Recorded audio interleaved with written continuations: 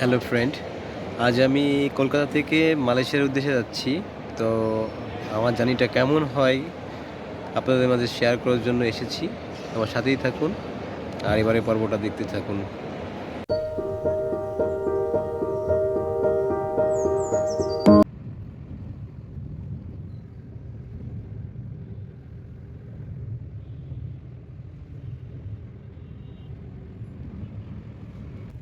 Transit visa ছাড়া কীভাবে আপনি এক দেশ থেকে অন্য দেশ হয়ে ভ্রমণ করবেন সেই বিষয়ে আজকে আপনাদের জানাবো। এখন আমি কলকাতার নেতাজি সুভাষ এয়ারপোর্টে প্রবেশ করে ফেলেছি। এখন আমি এয়ারপোর্টের ভিতর প্রবেশ করেছি। কিছুক্ষণের ভিতরে আমার ইমিগ্রেশন শুরু হবে। এটা Kolkata Netaji Subhash Chandra airport. Hello friend, আজ আমি কলকাতা থেকে মালয়েশিয়ার উদ্দেশ্যে যাচ্ছি। তো আমার জার্নিটা কেমন হয় আপনাদের মাঝে শেয়ার করার জন্য এসেছি। আমার সাথেই থাকুন আর এবারে পর্বটা দেখতে থাকুন। ইমিগ্রেশন শেষ করে আমি ওয়েটিং রুমে ওয়েট করতেছি আমার ফ্লাইটের জন্য। আমি বাটিক এয়ারলাইন্সে করে যাচ্ছি মালয়েশিয়া। আমার ফেয়ার পড়েছে অনলি 12,000 টাকা। আজ আমি যাচ্ছি মালয়েশিয়াতে, আপনাদেরকে দেখাবো কীভাবে আপনারা ইন্ডিয়া হয়ে মালয়েশিয়া ভ্রমণ করবেন। আমি ফ্লাইটে উঠে পড়েছি, তো আমার সাথেই থাকুন আর দেখতে থাকুন। গুড মর্নিং, চলে এসেছি আমি মালয়েশিয়া এয়ারপোর্টে। সুন্দর একটা ঘুম দিয়েছি। এখন আমি কিছুক্ষণের ভিতরে ফ্লাইট থেকে নামবো, তো আমার সাথেই থাকুন আর দেখতে থাকুন। আমি ফ্লাইট থেকে বেরিয়ে পড়লাম, এখন যাচ্ছি ইমিগ্রেশন কমপ্লিট করতে। আমি মালয়েশিয়াতে এসেছি বাংলাদেশ থেকে ইন্ডিয়া 3 দিন স্টে করে, তারপর আমি এখান থেকে মালয়েশিয়া যাচ্ছি। আপনারা যারা মালয়েশিয়া বা বিভিন্ন দেশে যেতে চাচ্ছেন কলকাতা থেকে চিপ খরচে, তারা কলকাতাতে ট্যুরিস্ট ভিসা নিয়ে যারা আসবেন তারা 72 ঘন্টা স্টে করে তারপর যেতে পারবেন। এখন আমি ইমিগ্রেশন শেষ করে বাসের জন্য ওয়েট করতেছি। আমি এখন কুয়ালালামপুর পুডুতে যাচ্ছি, এখানে সবাই থাকে। এই যে এখান থেকে বাস আছে।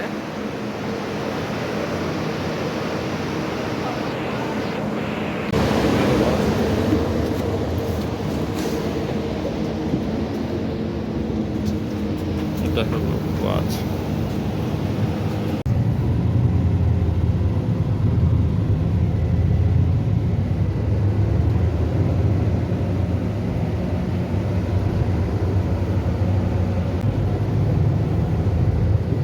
আলহামদুলিল্লাহ ভালোভাবে পৌঁছে গেছি। এখন পুরো সেন্টার দিকে যাচ্ছি। পুরো থেকে ওখান থেকে আমি এসে যাচ্ছি, পকেট থেকে যাব।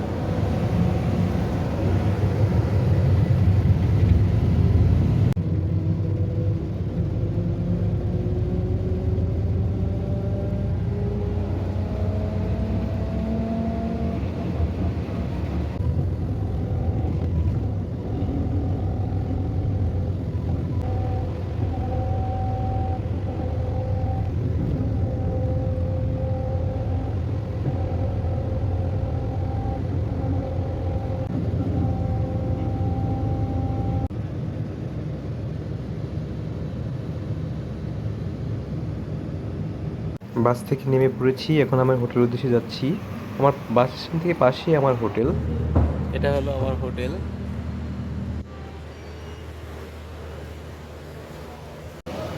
লবিতে ওয়েট করতেছি। আমার চেকিং টাইম 3টা।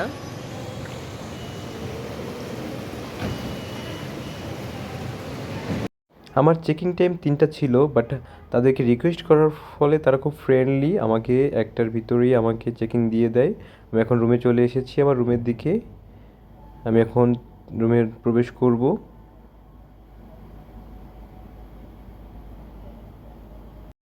প্রবেশ করলাম আমার রুমের ভিতর। এটা আমার রুম, দেখতেই পাচ্ছেন বন্ধুরা। বাংলাদেশি টাকায় আমার এই রুমটা ভাড়া পড়েছে 9,000 টাকা। আমি একা থাকবো।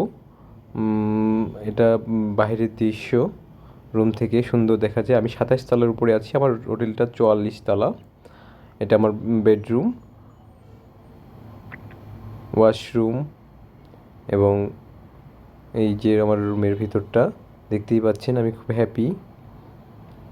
আবার আমি আপনাদের দেখাচ্ছি খুব সুন্দরভাবে আমার রুমটা।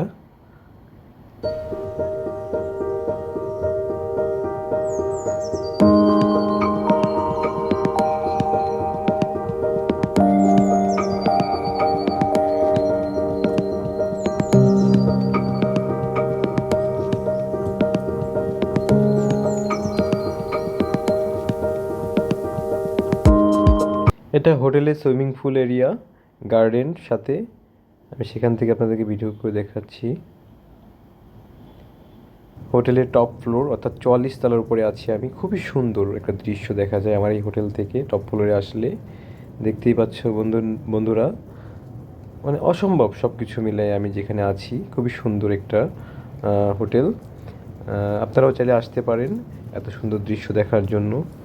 আমি আছি 44 তলার উপরে বর্তমানে। ওই যে দেখা যাচ্ছে টুইন টাওয়ার। খুবই বাইরের দৃশ্যটা খুবই সুন্দর। তো সবাই ভালো থাকেন, দেখা হচ্ছে নেক্সট পর্বে।